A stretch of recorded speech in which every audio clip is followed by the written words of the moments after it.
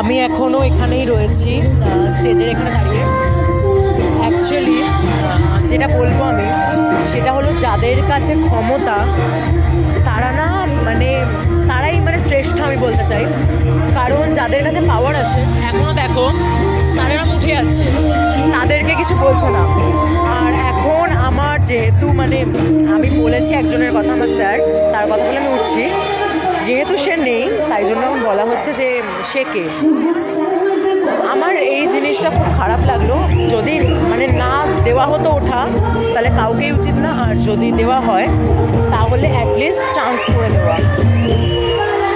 এই বিহেভিয়ারটা খুব বাজে। আমি নিজে নবদ্বীপবাসী হয়ে বলছি, নবদ্বীপের এই জিনিসটা খুব বাজে। ওরা বেশিরভাগ সবাই এমন অ্যাক্টিং করছে জীবনে দেখেনি, ফার্স্ট অফ অল। আর সেকেন্ড অফ অল হলো ওই বলে না, সৎ ব্যবহার না করে অসৎ ব্যবহার করার সুযোগের, ওটাই।